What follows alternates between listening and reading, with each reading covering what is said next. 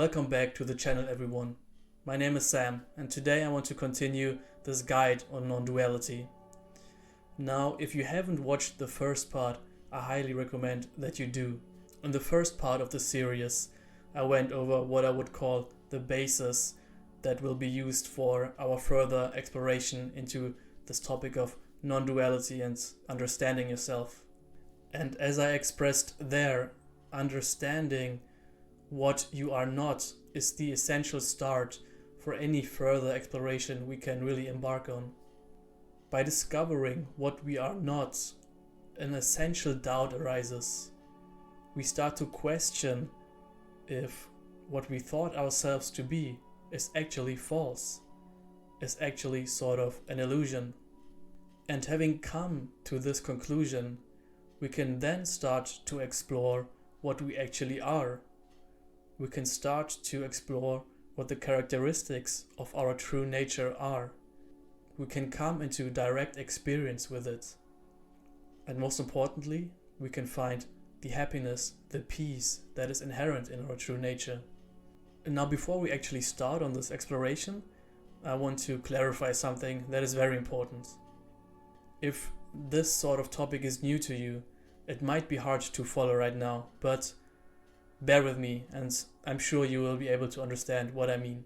The first part I want to emphasize is that if we want to understand our true nature rationally and intellectually, we have to use words. And because we are doing that, we have to be aware of the fact that none of our words can really describe adequately what our true nature really is. Words, in a sense, are always a bit misleading because they seem to suggest that our true nature is something that can be grasped, is something that has objective qualities like a shape and a color. And I want to state right away that that is not true. Our true nature, in fact, does not have any objective characteristics, but in order to talk about it, we have to use the concepts that language provides us with. Now, some people are very concerned about this. They say that using any word to describe your true nature is misleading. It can therefore delude you and lead you down a wrong path of understanding. Me personally, I wouldn't worry about that all that much. As long as we make clear that none of the words that I use actually really adequately describe our true nature, we can relax about words. We don't have to worry about misinterpreting them.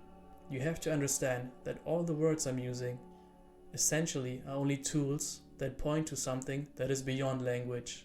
These concepts and words I'm about to use point to something that is indescribably beautiful and certainly cannot be put into any fixed categories or restricting concepts.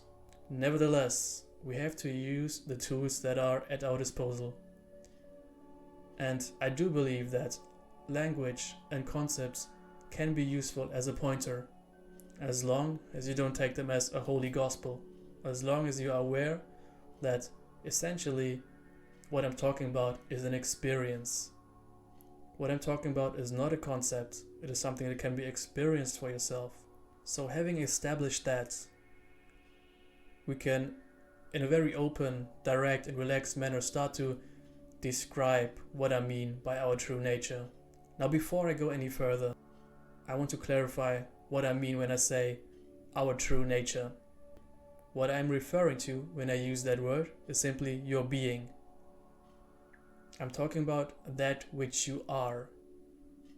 In different spiritual traditions, many different words have been suggested and used, and I think all of them have a certain utility to them. A modern way of referring to our true nature is consciousness. I am suggesting that what we essentially are is consciousness. Other traditions have used the word emptiness. Then it also has been referred to as the self with a capital S. But all these words simply point to your essential being. And the amazing thing about this essential being is that you cannot doubt it. What do I mean by that? I mean that you simply cannot doubt that You are experiencing something right now. And more than that, what I mean by that is that you cannot doubt that you are aware right now. You are conscious. Being is present. The fact that you are hearing these words makes that as clear as anything could ever be. And the purpose of this guide is really to explore this being that I'm talking about. Now we have already established that this being is present. It is here right now, and undoubtedly it is aware. And in the first part of the series, we went over disentangling that being from the body. As I explained there, the basic delusion that we tend to suffer from is that this being is the body or is within the body. As I explained there, if you look at this closely, you will see that this is something that is obviously not true. So now that we have established that, what can we actually say that is true about our being? For one, as I already emphasized, it is here right now and it is aware. But there is more we can say about it. And there's more to experience and to explore about it. Now in future videos, I want to talk more extensively about methods and techniques, so to say, to explore your own being, to really come into a direct experiential understanding of it. And that is really what matters to me. At the end of the day, I don't want to convey a dead philosophy that simply is made out of concepts. Really, the goal of this understanding is not just conceptual, but it has to be experiential. It has to be the actual freedom and peace that we gain from it. And gaining this experience of our true nature is not difficult at all. As a matter of fact, I would say you are already experiencing it right now. It just seems to be hidden.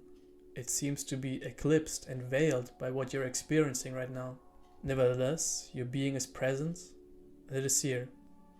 I want to take you on a short journey so you can follow along better with what I'm saying here right now.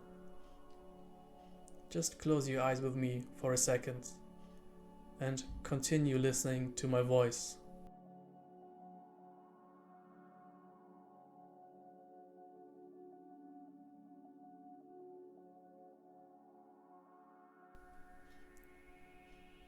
Now, as I said, there is no doubt that right now you are hearing my voice. There is no doubt that there is something present.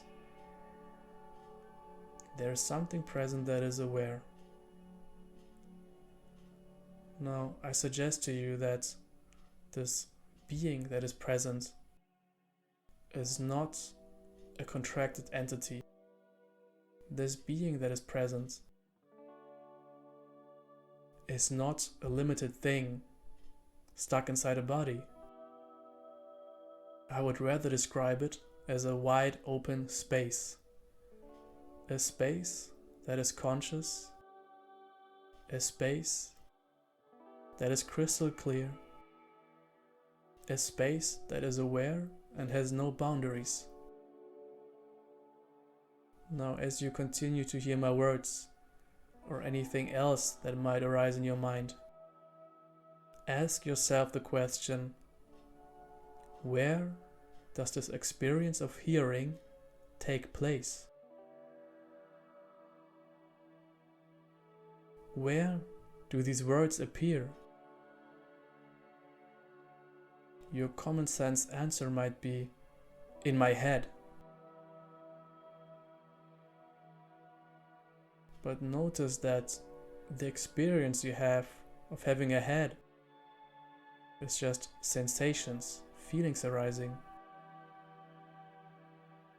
And obviously, the sound of my voice is not appearing within these sensations right now. Rather, I would say that both the feeling of your body and the sound of my voice is appearing in this same wide open space. This space is ever present. It is here. It is where all your experience, your thinking, your feeling, your perception. It is where all of it takes place.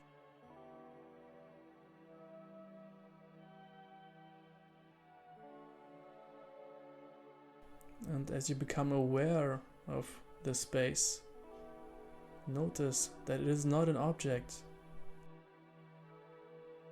Even calling it a space is wrong in some sense. Even a space has dimensions. But the space that is aware of your experience right now has no boundaries. This space is what you are. Now you may open your eyes again, and don't worry if you couldn't quite follow what I was saying. This was simply a small introduction in order to come into an experiential understanding of what you really are. And there are many such ways in order to come into a direct contact of your true nature. And what they make obvious is that your essential nature is limitless. It has no boundaries. There's nothing that could damage it. There's nothing that could change it. Nevertheless, it contains everything we experience, and therefore it contains the world. And as you can see, this understanding of yourself is indescribably different from our usual way of understanding ourselves. You come to understand that you are not just a limited being inside a body. No. You are a vast, unlimited being. Your true nature is wide open, space-like consciousness, without limits, without boundaries. And everything takes place within you. And with this understanding comes peace. But how can we actually live this understanding? How can we move from this being just a short glimpse into being this, which we already are consciously? How can this impact our lives? How can it change how we feel, see, interact? These are all very interesting questions, of course, and I want to explore them further very soon. Now, I hope you found this useful, and let me know what you think. Again, I would love to interact with you. Just leave a comment and I will see you here next time.